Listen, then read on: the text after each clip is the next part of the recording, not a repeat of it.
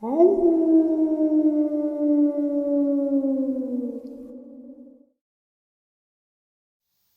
greetings and salutations, everyone. I hope everyone is doing well today. Today I have just an assortment of law enforcement and military experiences with Dogman and other cryptids. Before we get into it, though, a couple links. As many of you know, I rely on Patreon, PayPal, channel membership, and the merch to help the channel to continue to grow and go. Links to Patreon, PayPal, and channel membership is in the description below. Merch displayed directly under the video. Also, Dogman Frightening Encounters, Volume 1 through 3, the audiobook versions. They were written and researched by Tom Lyons, narrated and produced by me, Jeff Nadolny. Those audiobooks are available on Audible, Amazon, and iTunes, links to which are also in the description as well.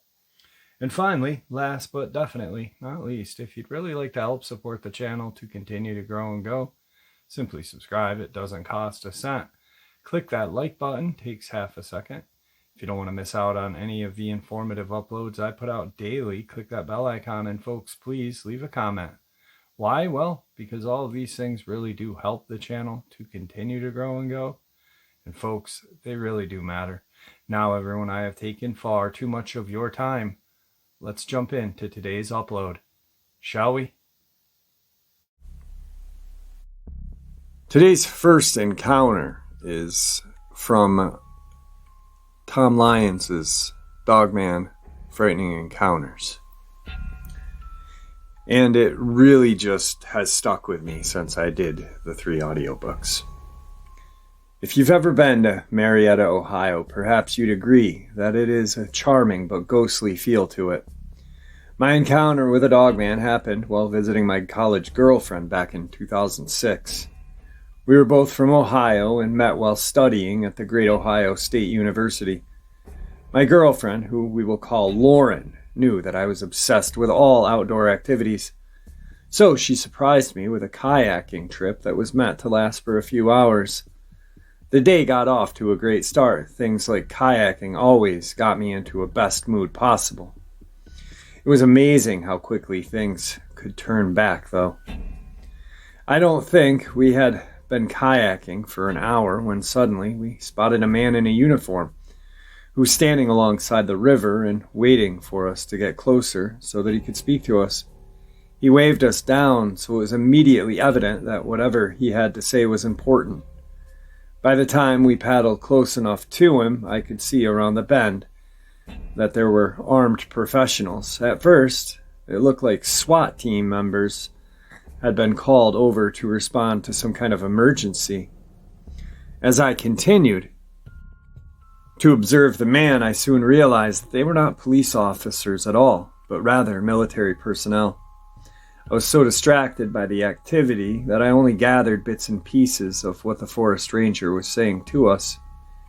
He said that he would call for someone with a trailer to pick us and the kayaks up, since he was not legally allowed for us to go any further. He also made it very clear that he wasn't permitted to reveal any details to us. It was while Lauren and I had begun to drug the kayaks out of the water that we heard a hair-raising growl, followed by gunfire. The only thing I could assume at the time was that the men had been summoned to track down some aggressive mountain lion or black bear. However, my assumption that they were dealing with an ordinary animal would soon be put to rest. Out of nowhere, an extremely tall, hairy figure came running around the riverbank and was hobbling straight toward we were standing. When looking back on it, something that is a tad humorous was how the ranger ran into the water before instructing us what to do. Naturally, we did the same as him, fully immersed ourselves into the cool water. Although the dogman eyed us as it hobbled onward, it was as if it knew it had no time for us, of course. I'm so grateful for that because that thing was fully capable of becoming a killing machine.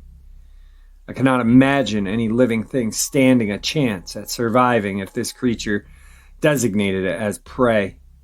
I've heard some people say that Bigfoot may be able to hold its own against one of these things, but I've never seen one, so it's hard to imagine anything giving a Dogman a run for its money. Tom asked me to provide a detailed description of what the creature looked like, and I think the best way of doing that would be to tell you to go online, look up lichens from the Underworld film series. This thing was just as muscular as those creatures, if not more so. I'm also going to go ahead and say I believe it was taller than any of the creatures in those movies. I hope that whatever I saw was a full-grown adult, because if not, the idea that any land predator could grow larger chills me to my core. I feel like something of that size could be taken down an African elephant single-handedly.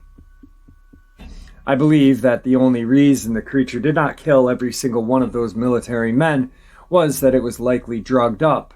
I could tell by its body language that this was no unintelligent organism.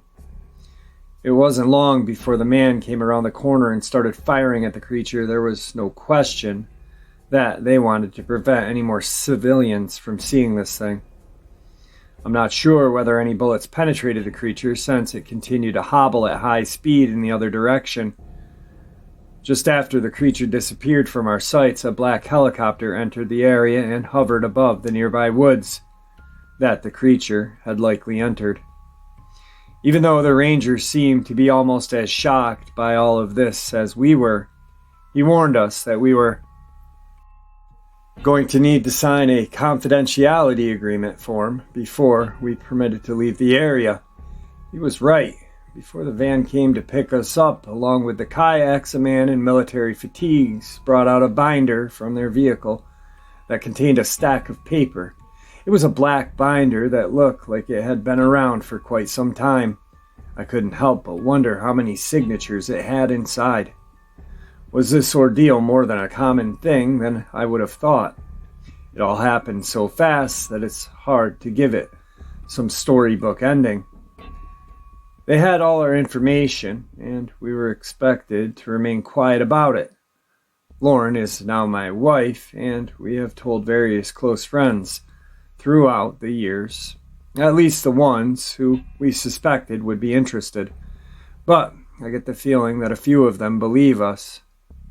I think they believe that something out of the ordinary happened, but it was likely a bear and we mistook it for this mythical beast. Just with so many other reports I've read, the experience gave birth to a new hobby for both Lauren and I. We've calmed down a little bit since then, but there was a time when we were reading, listening to, and watching every piece of Dogman-related content we could get our hands on. When you realize there is so much more to this existence than originally thought, it tends to make life more interesting than it was. At least that's how it was for Lauren and I. However, I can imagine it being suffocating if you're the only one out of everyone you know who has had an encounter with a cryptid. There is no question that this was therapeutic for both her and I to have someone so close to review the event with. I do believe that the whole thing brought us closer, and you wouldn't believe how deep some of the discussions get between us. It feels like we are immersed in this ongoing mystery that will likely never be solved. This next encounter I've shared 2 different times on this channel. It really sets with me because the subscriber who shared it with me chose for me to have it probably a year at least before anyone else. When I first received the email and read the encounter, I was blown away. I've reached out to him several different times. He's responded. He uses a burner email. And it's just one of those, I've had amazing encounters, and please don't think that I'm saying any are better than any are better than others. There's no better encounter. But there are ones that, for one reason or another, stick with me. And I think the fact that this is probably one of the most graphically violent encounters, and that he chose my channel first out of all the others to share it with. And the reason why he chose to share afterward is because he wanted to get some sort of not feedback, but he was hoping that other people that were there, that experienced what he experienced, would be in the comment section.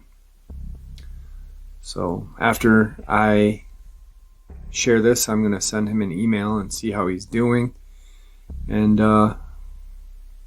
maybe I'll get a reply. Hopefully I do. But anyway, let's get into this one. In the first week of May 2020, I had an encounter that I'm still having problems coming to terms with. Due to reasons I will explain in this story, I am not comfortable with giving my name or details of exactly where it happened. I'm a pretty normal guy living in Delaware on the border of the southeastern Pennsylvania. I am a lover of the outdoors. In the past few years, I have not had time to really get out into nature and get my much needed dose of the natural world.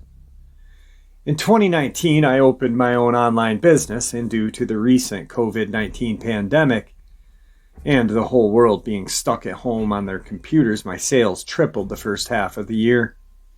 I have 2 children who are very responsible and trustworthy teenagers. My girlfriend works at the local hospital and is considered an essential worker, so the pandemic has kept her very busy this year. I turned 40 this year, and for the first time in my adult life, I had some time on my hands and was itching to get away from civilization. I have an internet hotspot router built into my SUV that works almost anywhere, no matter how remote. So with a laptop, I figured I could work from the road and take a few days to go fishing and breathe some fresh air. Neither of my teenagers were interested in joining me, and like I said, my girlfriend was far too busy with work, so I took my best friend with me. A 120-pound pit bull lab mix named Pete. He makes a great camping dog because he's incredibly lazy, and I never have to worry about him running off to chase deer or anything. He'll just lie on his blanket next to the fire all day and night, unless I make him head out with me. But, as I've learned while camping with Pete, if coyotes, bears, or any other predators come around, he snaps out of that laziness to protect the camp. Despite his easygoing demeanor, Pete is pretty intimidating, as he is 120 pounds of muscle with no fat, which also blows my mind because of how lazy and inactive he is. I try to go camping at least once a year, and when I do, I usually rough it with a small tent and whatever I can carry on my back, but this time I decided I wanted to have as many comforts of home and really pamper myself. So I hitched my 10-foot enclosed cargo trailer to my very large SUV and filled it with all the things that I would really want to be comfy. I brought my full-size backyard grill, a 12x12 pop-up canopy, an air mattress, 2 large coolers filled with food, and fancy 6-person tent. The campground I decided to go to is a large one that is mostly used by RV kind of crowd. But on the far end, right next to the best fishing area, they have a half a dozen of just plain old campsites with no power or water hookups. My campsite was bordered by about 50 yards of thick woods that separated my camp from a large, fast-moving stream that is well known to be one of the best trout fishing spots in the whole state. On the other side of the stream is a steep mountainside that is covered in rocks, overhangs, and small caves. It's a beautiful area. I love falling asleep to the sound of water. I set up camp so that my SUV, trailer, and pop-up canopy kind of make a U shape and block most of the view into my area from the rest of the campers. I rented my campsite for a full week, starting on Friday, May 1st, which was the first day that the state opened up the state parks and campgrounds to the public since the pandemic shut down. Back in March, I arrived at the campground about midday on Friday. The place was packed. I spent most of the day getting my campsite set up, getting to know my temporary neighbors, and cooking ribeye and burgers and vegetables on the grill. The weather in central Pennsylvania in early May is pretty much perfect, so I decided to sleep in the tent each night with Pete. I turned my trailer into my mobile office where I kept my computer, internet goods, mailing packages, and even a printer for printing postage. This way I could work an hour or so each morning, get my orders packed up, and drive the 20 minutes into the nearest town once every few days to get my orders shipped out. I remember thinking that I wish I could convince my girlfriend and children to just sell everything and move into the woods to live just like this. The weekend was crazy busy at the campground, and the creek was lined with fishermen as far as the eye could see.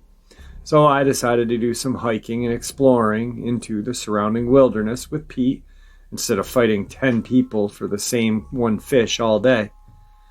It felt great to get out to where I belong, the woods. The only negative was that it rained on and off all weekend while I was hiking. But to be honest, when you camp in Pennsylvania, you should expect to get rained on regularly.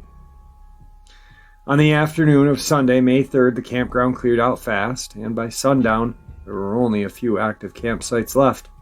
I had gotten to know the two guys in the campsite directly next to mine, so we hung out for a few hours a night while I drank hot tea and they smoked joints like they were cigarettes. Needless to say, they were always hungry and seemed pleased to have me next door with my full-sized grill and enough food to feed a small army. For the next few days, I worked online, fished the creek, explored the mountains on foot with my dog Pete. We also liked to just walk around the campground itself and stop to talk to scattered campers who were there during the weekday. On Tuesday afternoon, a few of them told me about a black bear who had made its way into an accessible side of the campground and raided their camp the night before. This had me a little concerned because I had a full-size grill sitting out in the open at my camp that had been cooking delicious food for days on end. I debated putting the grill inside of my enclosed trailer at night, but laziness got the best of me and I left it out. Central Pennsylvania has a rather large black bear population, and I was already aware of this. So at night I slept with a Mossberg Maverick 88 12-gauge shotgun loaded with double-aught buck in the tent with Pete and I, just in case a rogue bear posed a danger to us. I had forgotten to pack my Ruger Red Hawk 44 mag for hiking, so while out in the woods I had to rely on my S&W Shield 45 ACP that I already had on my hip when I left home. It wasn't ideal, but I figured it was better than nothing. On the night of Tuesday, May 5th, my new friends and I cooked up some barbecued chicken thighs, baked beans, baked potatoes wrapped in aluminum foil. They produced a small bottle of vodka as well, and we made a few orange soda spiked drinks to go with our fancy campsite dinner. All the food and drinks combined with too much fun had worn us all out. A little early, so we parted ways and got ourselves prepared to crash for the night, a night that would prove to be the most terrifying night of our lives. 10 p.m. I loaded 4 shells of buck into my shotgun, got in my tent, got it all squared away, lied down in the tent next to my dog Pete. He was lying on his bed and blanket. I put some Citizen Journalist news on my phone, and put one headphone in my right ear and kept the left clear to listen to the surroundings, to enjoy the sounds of nature. My tent was pitched close to the tree line with the rear of the tent facing the woods. The noise of the frogs and insects that night were super loud, kind of a song that put me to sleep better than any lullaby ever could. The next thing I remember was waking up and my eyes popping open to some kind of hollow metallic noise outside of my campsite. I lied there perfectly still with my heart slamming from a quick spike of adrenaline that flooded my veins. Then bang! I heard the lid on my grill slam shut. I had stuck a fairly bright solar-powered motion light on the side of my trailer that lit up my small U-shaped courtyard area of vehicles and tents. My tent was facing the open part of the U, and I could see that my motion light was on, and someone or something was moving around my camp casting shadows as it went. I looked at Pete to my right, and he was still lying down, but his head was up and his eyes were as big as ping pong balls. He was clearly hearing what I was hearing, but I found it strange that he was so silent. It was right then and there that I noticed the usual deafening noise of frogs and insects in the woods behind me. Not there. Then I heard whatever it was breathing. It was a hoarse, deep breathing, and that was when I thought to myself, my God, a bear. I could hear it walking around, thump, thump, thump. And next I heard it at my trailer, pulling at the side door, trying to get inside. So I sat there and grabbed my shotgun. One thing about black bears is that they are not the bravest animals, and any man-made noise will almost always make them run for their lives. So I racked the slide of my shotgun as loud as I could and chambered around. Instead of running off, the creature stopped moving and went silent. I could feel the fear building up inside of me as I pretty much held my breath and listened. To my horror, it started walking toward my tent. It was then that I saw its shadow take shape as it drew closer. It was on 2 feet and apparently huge. I sat there in terror and disbelief as it came right up to the front of my tent, breathing like a giant monster. I said out loud, "Whoever you are, I have a 12 gauge pointed right at you, so you better sound off who you are." Right then it leaned forward right up to my tent and let out the most terrifying and deep growl I had ever heard in my life. At that moment, Pete whined softly and cowered his head down. It was then that the shadow of its head was clearly visible. It had a giant head of a wolf with 2 pointed ears. As it was growling at me, I could hear my neighbors talking to each other, and one of them shined a flashlight at the creature. When the light hit the side of the creature's face, I saw the eyes light up a golden LED light. It turned its face toward the flashlight, and I could hear the man gasp and say, "Holy shit!" Then it turned its attention back to me and growled again.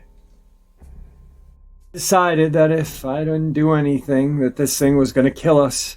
So I lied back onto my sleeping pad, took aim at the shadow of this creature's head, and pulled the trigger. What followed was complete and total pandemonium. The monster screamed and roared at the same time. It was like the death scream of a woman mixed with the roar of a large lion. Pete finally snapped out of his fear, jumped up, and started barking ferociously. The thing ran off, and from what I could tell from the loud thump, it ran straight into my trailer. I clambered up and quickly unzipped my tent and poked my head outside to see. It had gotten up on its feet and then ran straight into the picnic table and did a flip onto the ground. It started grabbing its face and thrashing around. I could see that there was blood everywhere on my trailer.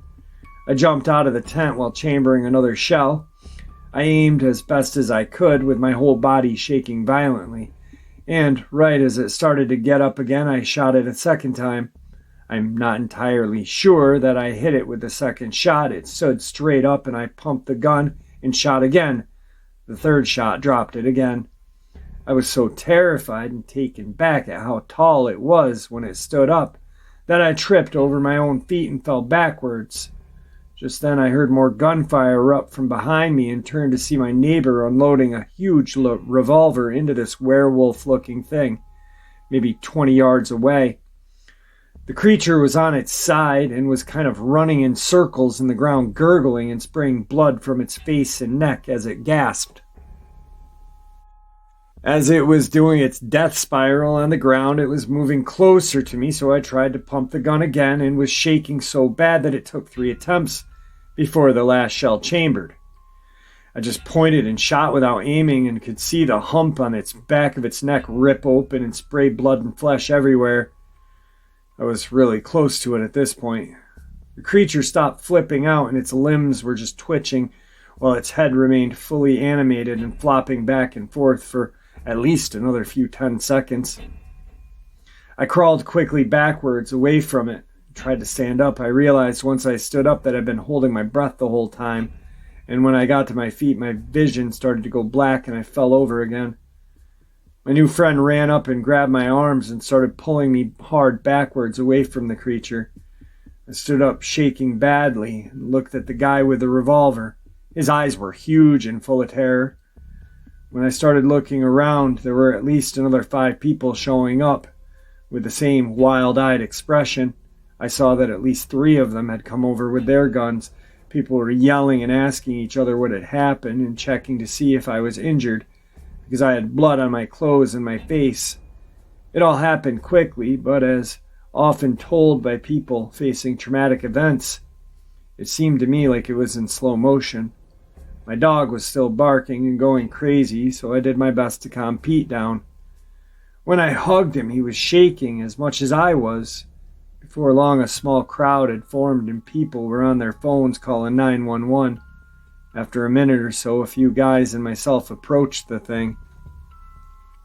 It lay there, still occasionally twitching. We all stood over it, saying, "What is that?" over and over. Eventually, we all started saying werewolf in disbelief. All at once, people started taking pictures with their phones, but mine was still in my tent.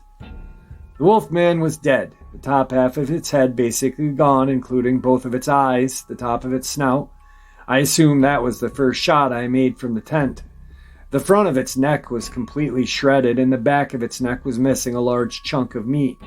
Other than that, it was pretty much impossible to see exactly what other injuries it sustained, as it was completely covered from head to toe in blood. But we were all pretty sure that it had taken buckshot or .357 Magnum to the chest as well. There was a small river of blood running through the camp right past my tent from a puddle that surrounded the beast. It was a lot of blood. It was on its side, and after a few minutes we summoned the courage to grab some large sticks and flip it onto its back. It most definitely was a male, as it had a huge set of balls bigger than my fists. It was huge. We never measured it, but it was longer than any man I had ever seen. It had dog-like legs and weird-shaped paws with kind of small heels for feet. Looking back, I'm impressed that it was able to balance such a big body on feet so small. It had really skinny lower legs and pretty thick upper ones. It had arms pretty much like human with long fingers that had filthy-looking claws, maybe 3 to 4 inches long. I noticed it was missing the top half a finger from its battle. The second wave of terror hit us all at once. The howling of multiple animals sounded off in the direction of the mountain behind the creek. We all looked at each other, and I could see that same big-eyed look go over everyone's face. I ran to my tent and clumsily loaded my shotgun with full 5 rounds this time, grabbed my .45 as well, and clipped it to my side inside my waistband. I also grabbed my phone. All of a sudden, everyone was done looking at the werewolf and was looking into the woods in the direction of the howling. It kept up a few minutes, and we could hear the howling getting further and further away.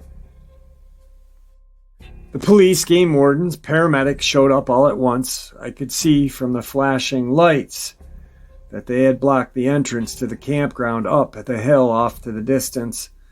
The cops were just as surprised and freaked out as we were when they first saw this creature. The 2 game wardens looked worried, not surprised. They told everyone not to take any pictures and made everyone clear the general area. The wardens were both on their phones almost the whole time from then on. Paramedics cleared everyone and tried to get me to agree to go to the hospital to get checked out, but I refused. The only injury I had was to my hearing, as I was half deaf for a few days after all the gunfire and noise. The paramedics were also very silent and looked worried, much like the game wardens. The police took my shotgun and the revolver from my neighbor. They let me keep my .45. They made everyone else put their guns away, and anyone who was there was rounded up for questioning. Everyone was told to stay off their phones. which was not much of a problem as only a few people's phones got signal at the campground.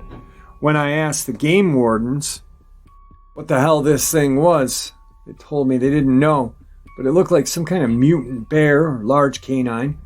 A few hours later, an SUV full of guys showed up. They were all carrying large Glocks, dressed in cargo pants and t-shirts. They immediately took me and the others who were involved aside and began questioning us. They told me that they were with the Federal Fish and Game. They were very interested in the howling we had heard after the battle occurred. They must have asked me 10 times about where it was, how close it sounded, and what it sounded like. They also repeated to me 100 times that I was not to tell anyone what had happened, and that they would get to the bottom of things, find out what I had encountered. They told me to tell anyone who asked about my trailer that I had to shoot an aggressive black bear. I assume they told my neighbor and anyone else who was on the scene to say the same thing. They made us open our phones. They went through our photos, deleted the pics any of us had taken. They also told me that if any pictures were to come out of this creature, that would spell trouble for anyone who had them. They threatened me with all kinds of trouble if this got out. They did not try to pretend that I was seeing things. They just point blank and politely asked me not to talk about it and to lie about the trailer damage. It would seem that I was asleep for only 2 hours before the Dogman showed up.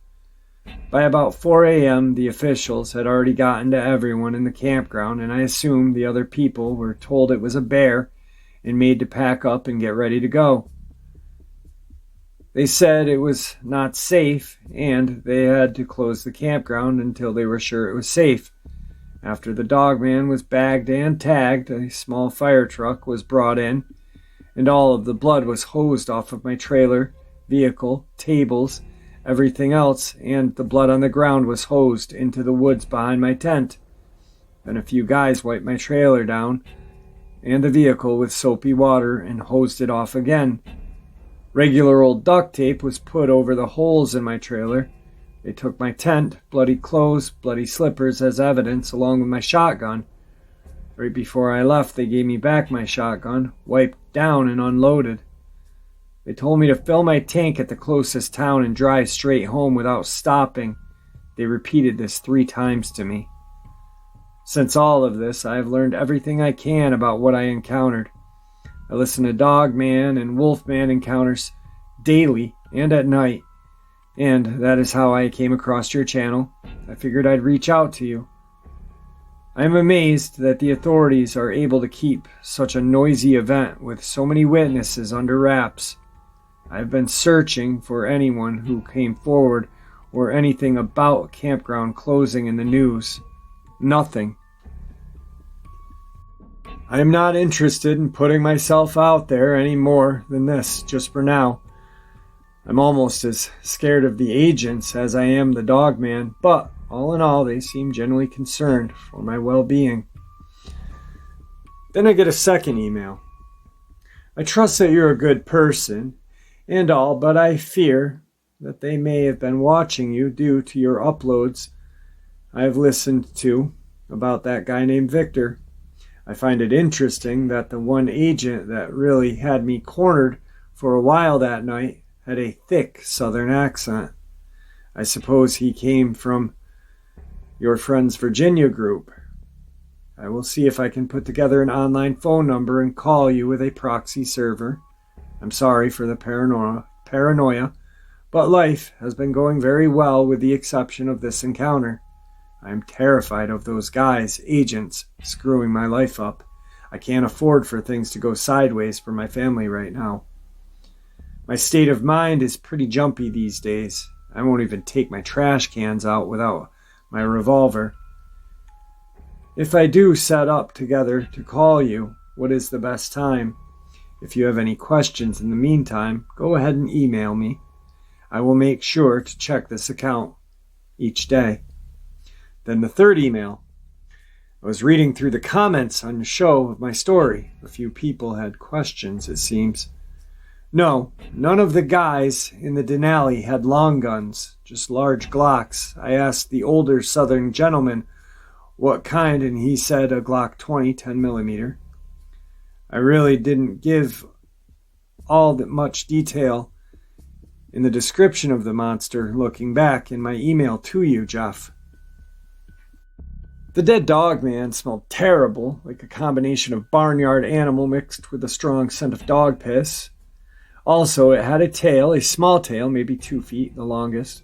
The Dogman was dark brown all over. Oddly enough, I do remember that it had some lighter brown stripes on its arms where the blood wasn't totally soaked in the upper arm area. It was fluffy with fur, not the sparse, hairy thing I hear others talk about in their encounters. This one was fully covered in fur like an actual dog, even its arms and legs.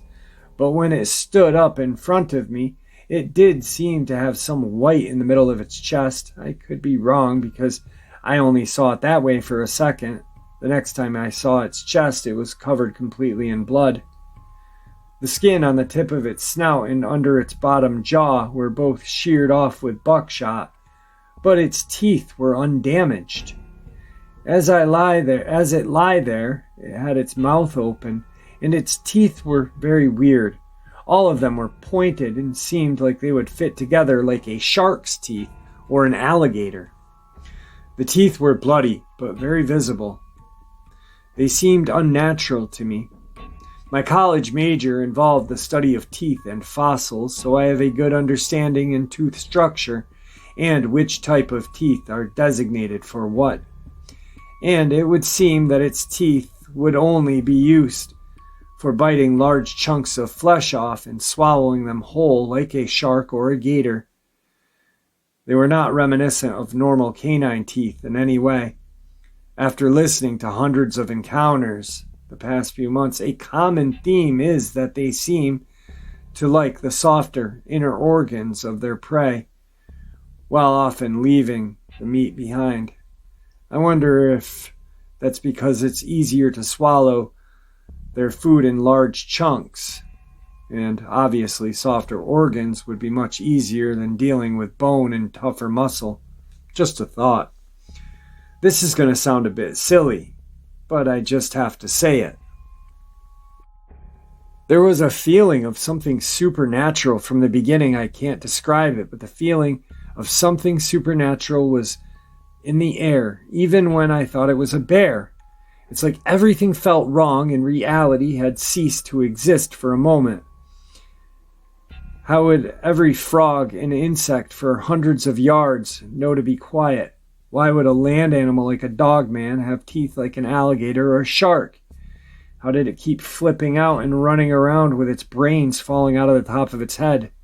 The very air around me felt like it had a weird charge.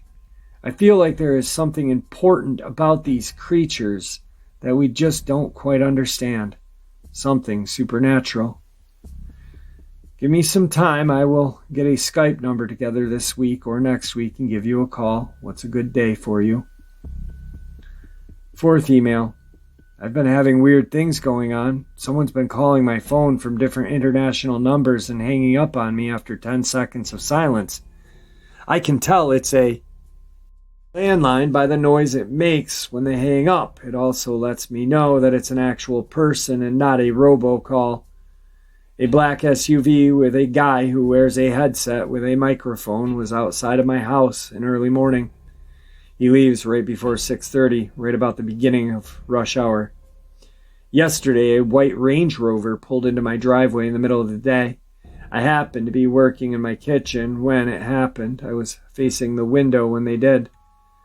I saw the 2 guys in the vehicle sitting there, scanning my home, talking to each other. I always carry a gun now, even when I'm in the home alone with the kids. So I popped the button on my holster, securing the strap, and went out the front door and quickly exited. The 2 guys looked at me and casually pulled out of my driveway. I did notice that they had out-of-state plates because it was just a white plate, definitely not Delaware. I'm sorry for this, Jeff, but I'm going to have to stop corresponding for a while. I can't help but notice that stuff is starting to happen after contacting you. I could just be paranoid, but like I told you previously, I have a happy, almost perfect life right now. I have a lot to lose. I hope you understand. Feel free to let your listeners know. Then, guys, almost a year went by.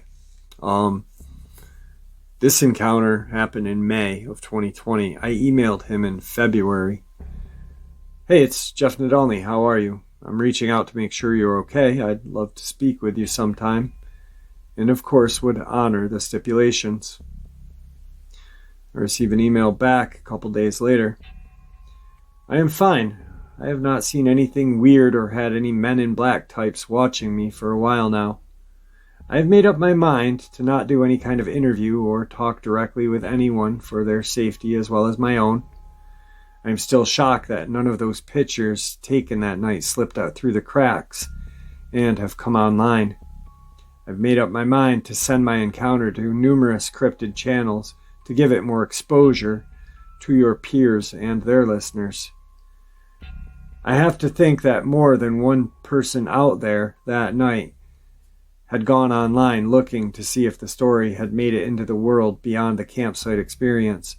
If so, I'm hoping that someone with more balls than me found a way to hide a few pics or a few minutes of video from the guys in the SUV, and will be anonymously leaking them out somehow.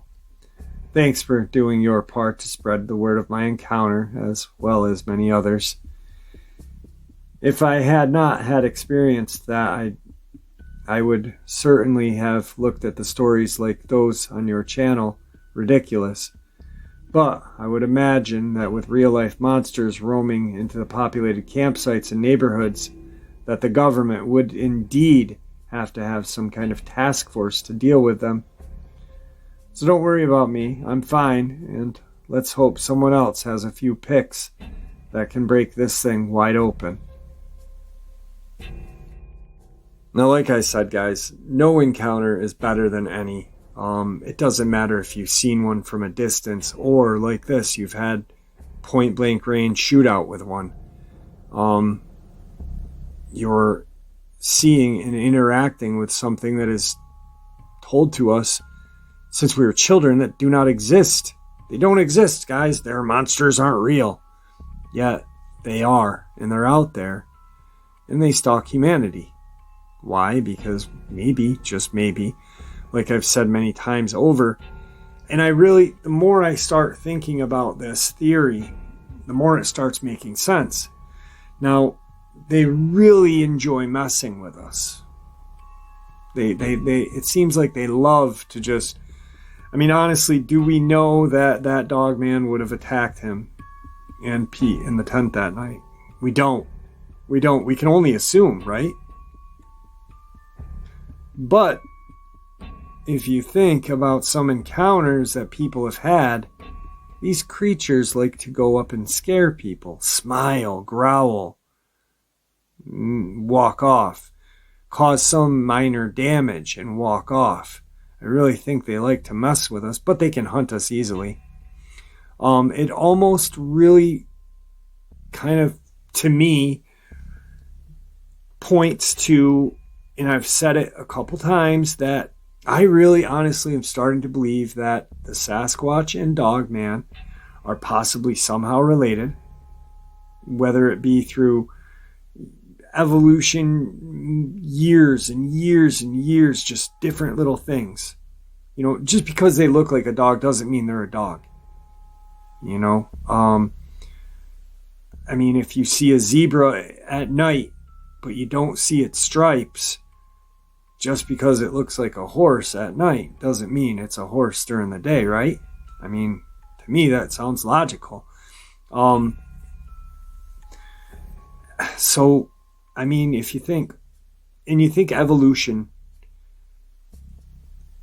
supposedly, we are all, some genetic connection. Monkeys have tails. Dogman has tails. They're very large, bipedal, 5 fingers. I've heard some have 6, but some people have 6 fingers too. So I really, more and more I think about it, I really think that these creatures are related direct ancestors of Neanderthal. And we are direct ancestors of paleo-human. It's just, I really think there was a cutoff because Neanderthal used to hunt us back in the day. I really, truly think that they were hairy. I've talked about, not given you guys, I'm sorry. I've discussed and read scientific documents stating that, these Neanderthals stalked the earth at night, hunting humans, hunting other animals. They had slit-like eyes that glowed in the dark or when light hit them. They had a elongated snout. It's called a Neanderthal snout. And their intelligence. Neanderthal wasn't a dumb creature. Compared to us modern humans, yes. But back then, no. So, tactfully, how they hunt was brilliant. They almost wiped us out, and there's proof of that. Thank God they didn't, but it almost happened.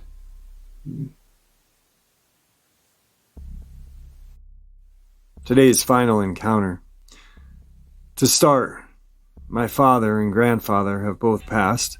I am 81 years old myself.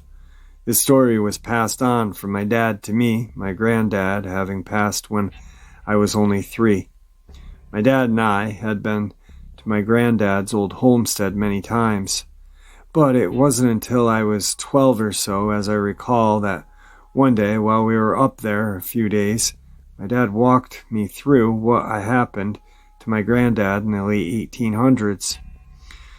By way, this homestead or house was 15 by 20 foot shack with 2 holes in the side that were windows covered by boards on hinges that could be opened and latched. There were no screens. The door was built out of planks with a latch on the outside and a plank across the inside to keep anything from pushing in the door. There was a small potbelly stove in the corner, the chimney of which my dad had repaired when I was younger on the outing. On this particular day, my dad and I were shooting some cans with a .22. When out of the blue, he starts telling me that my granddad shot some sort of creature here many years ago. I had no idea what he was talking about and began to ask him questions. He told me that my granddad had first encountered this creature spying on him through the trees and brush, not knowing exactly what it was, causing no harm to him, just left him alone. He told my dad that over time this creature started throwing sticks at him when he was around, but never came into open to be fully seen. He said that over time this creature had started becoming more aggressive, showing itself to my grandfather from a distance, grunting, growling, making gestures with its body. My grandfather had gone out hunting one day, returning to the cabin in the afternoon to find the front door broken in and the stovepipe ripped from the stove. He said that the pipe, which wasn't that strong, had been smashed up and crinkled beyond repair. My grandfather having decided at this point to do something about it. In the weeks following, the creature was slapping the outside of the cabin at night. He could smell the creature when it was there, saying that it smelled very badly. My dad said that he owned an old Henry rifle, which he had kept loaded alongside his bed, expecting fully to use it when the time was right. One morning, a loud howl woke my grandfather up. Coming outside the cabin, the windows could only be opened from the outside, and he couldn't see out. Shy of opening the door, which he did, as he cautiously opened the door, about 30 yards in front of him stood this creature, this beast, which upon seeing him started to romp around, throwing its hands in the air and growling at him. My grandfather raised his rifle and shot the creature, knocking him down to the ground. Within seconds, my dad said the creature leapt to its feet, running into the woods, never to be seen or heard again. This was told to me in the 50s. Long before any talk about cryptids, these creatures have been around a lot longer than most choose to believe, in my opinion. And who knows how many people have encountered them throughout the centuries, the likes of which we will never know. All right, folks, just an absolute lineup of terrifying experiences from law enforcement and military. I hope you enjoyed them all as much as I enjoyed sharing them with you.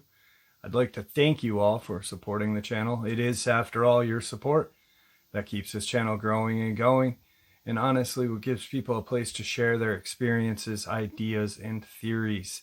Thank you. Everyone stay safe, happy, healthy, and ever vigilant, keeping an eye on our children, pets, family, and friends. These creatures are real, they're out there, and they are dangerous.